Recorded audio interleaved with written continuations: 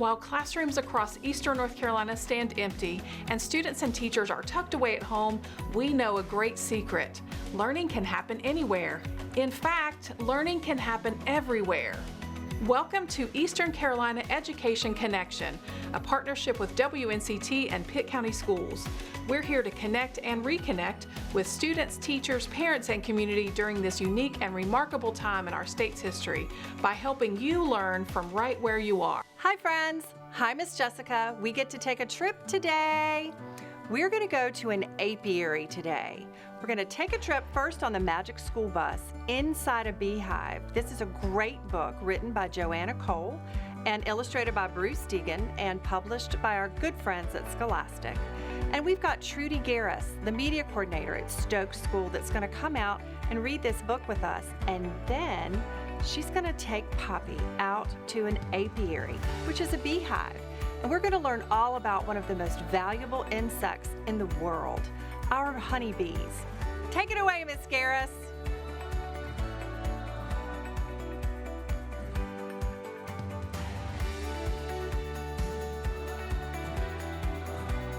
Hi, I'm Miss Garris, and I'm going to share a book from the Magic School Bus series today called Inside a Beehive. It's by Joanna and illustrated by Bruce Deegan.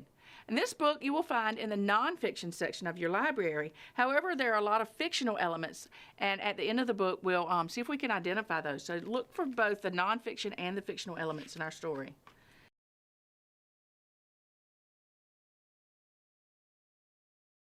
Because shortly we're going to go to an apiary and go inside of a beehive ourselves. Okay, friends, what time is it? It's wiggle time. Stand up, stretch out those muscles, get them going. Let's get ready to move with our special guest today. Hi everyone. Today we're going to work on strengthening our abdominal muscles. And we're going to start with a basic sit-up. So I want you to take your feet, put them on the floor, bend your knees, lay down, put your arms beside you. And all we're going to do is bring our body up all the way to our knees using our stomach muscles, not our hands. Go back down. This is the basic sit-up. And back. And the next one we can do is a crunch. And when we do our crunch, we're just going to get our back off the floor. Remember to squeeze your stomach muscles and go back. You're only going to go halfway when you do a crunch. So up, back down, up, back down. Make sure your hands aren't doing any grabbing or pulling on your body. And now we're going to challenge you to take one leg and bring it in when you do your crunch. So come up and back, up and back. Remember to do both sides. If you do it with your left leg, do it with your right leg. So bring it in and up and back, up and back. And then you can try with both legs, up and back, up and back. Very good. Now, I want you to take and bring both your legs up and hold them there. Just for a little bit, we're working on strengthening the lower part of our abdominal muscles. Let's see if you can go a little bit higher. Now see if you can sit up and keep your hands in the air, put them in a fist, and touch each side as you're keeping your legs in the air. This is a little bit harder. Just go nice and slow. Keep those legs up as you go back and forth, side to side. Very good.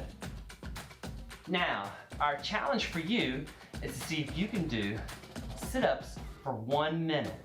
If you can do that, try to do curl-ups for 1 minute. I know you can do it. Do great.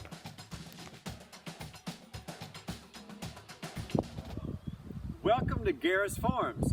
We're here with Trudy Garris, and she's going to show us some bees. Well, come on, Poppy. Let's go get our bee suits on, and we'll go inside a hive. Sounds good. All right. With any job, beekeepers have special tools. This is a hive tool, and I'll use it for opening the hive. This one is a bee brush, and I'll use it to gently brush the bees out of the way.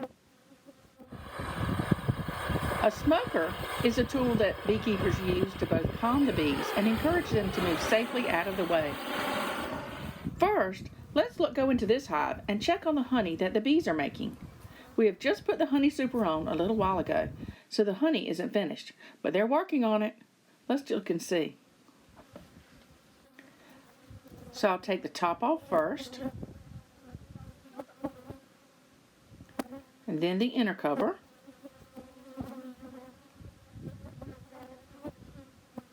There's just a few bees on here. Here's one where the bees have just started to deposit nectar onto. If you look down into the cells, you'll see that it's shiny. That's the liquid nectar that the bees have gathered from the flowers, and they'll turn it into honey when the cells are full.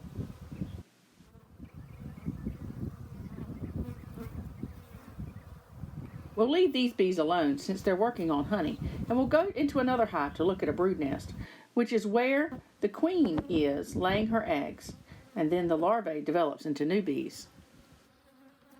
We'll come to this box to look for a brood nest.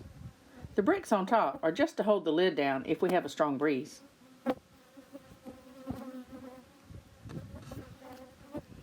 This is a feeder on top.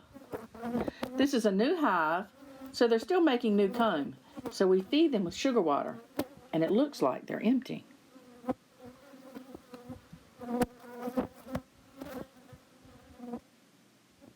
Now this is a box full of bees.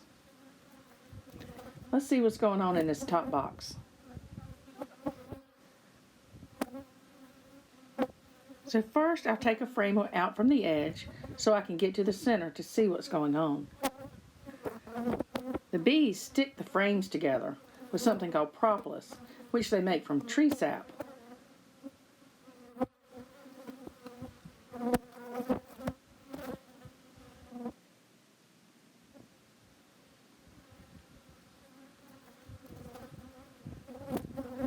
This is an undrawn frame that the bees are still working on. I'm going to set it aside. Then I can slide the other frames over until I get to a frame that the bees are filling. Did you know that there are about 50 or 60,000 bees in a hive and only one queen? No wonder she can be so hard to find. Maybe we'll get lucky and see her today while we're looking.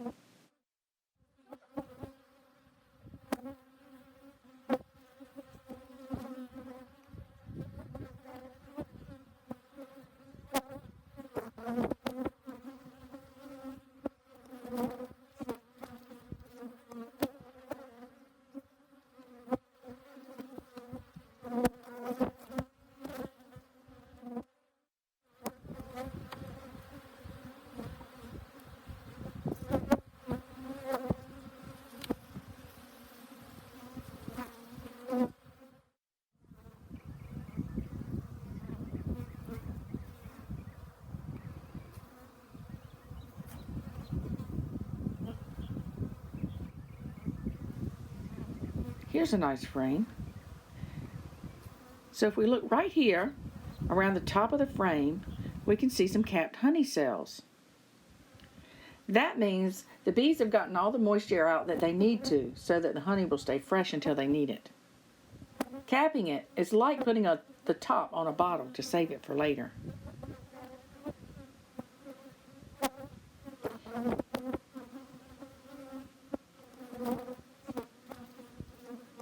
So if you look below the honey, you'll see some cells that are orange or yellow. These cells, the bees are filling with pollen.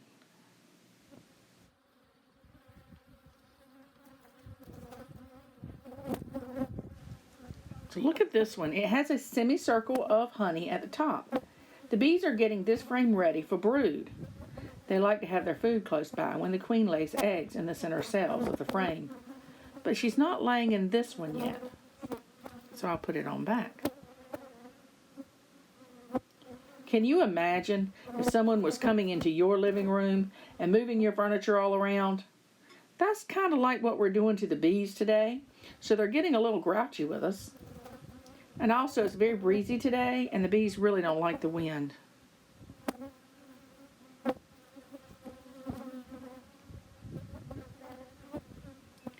Alright, so I'll go ahead and put the frames back where they were. And then we'll look in the bottom box and see if we can find some brood.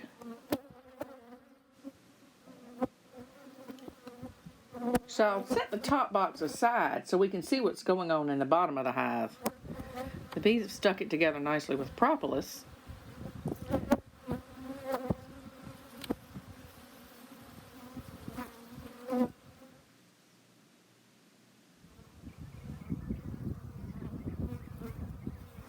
So here at the edge is another undrawn frame, and I'll set that aside so that I'll be able to slide these other frames over to get to the brood nest in the center of the hive.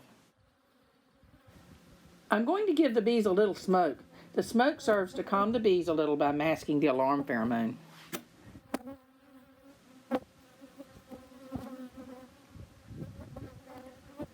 Do you see the bees walking around with yellow and orange on their legs? Those are their pollen pockets, and the different color pollen comes from different flowers. The bees are filling this frame with different shades of pollen from different flowers. Bees can fly as far as 2 miles to gather pollen.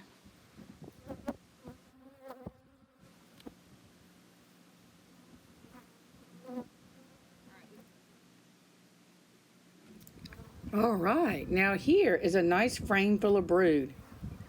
We can see a few bees walking around with pollen in their pollen pockets. These capped cells contain brood, or baby bees. Let's look for eggs and larvae and see if we can spot the queen.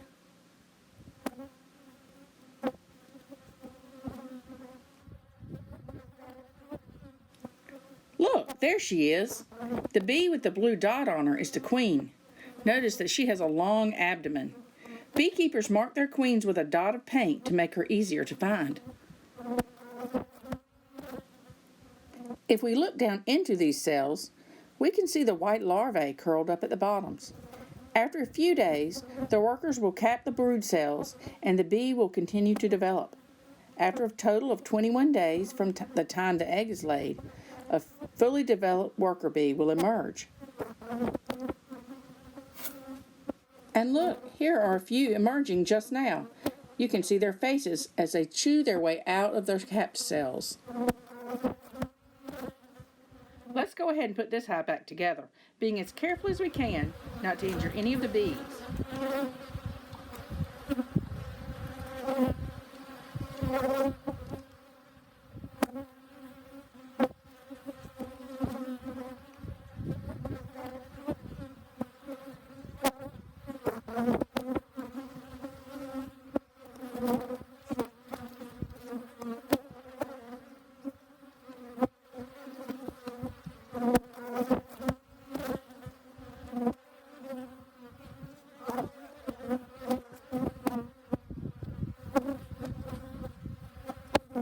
So this is a swarm of bees.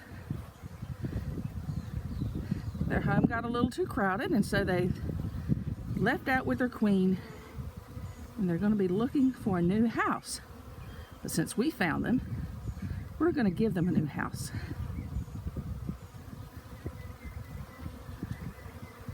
I'll come around this side where the sun's on them a little bit better. Maybe you can see all the bees. Now, if you ever find a swarm like this in your yard, you can see how close I'm getting, and they're not bothering me at all. They're not aggressive, but I would suggest you just leave them alone.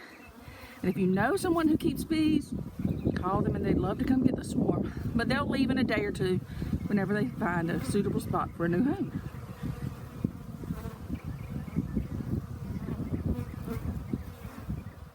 Well, Poppy, did you learn something new in your visit to the apiary today? Yeah, I learned to be careful.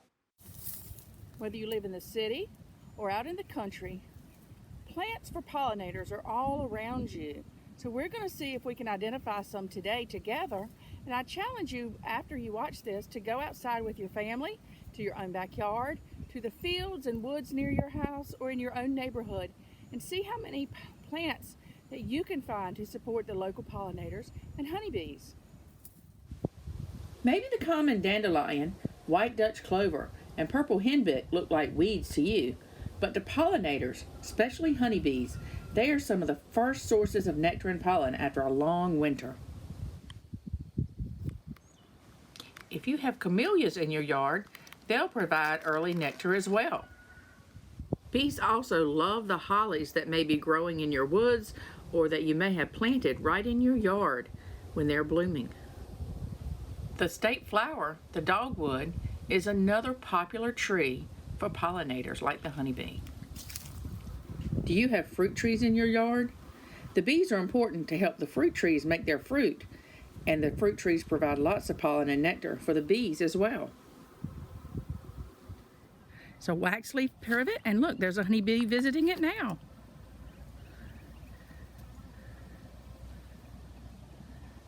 She's just going from flower to flower. They're just starting to bloom out, so the nectar is fresh and delicious. It's coming into bloom. Let's see if we can pull down a bloom of this tulip poplar and look at it more closely.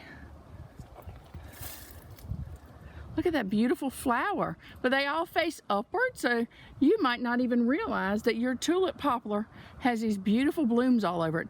But rest assured, the honeybees have found them and will be gathering lots of pollen and lots of nectar to make some honey for you. These are native species, and you will find them in the woods, but especially in people's yards.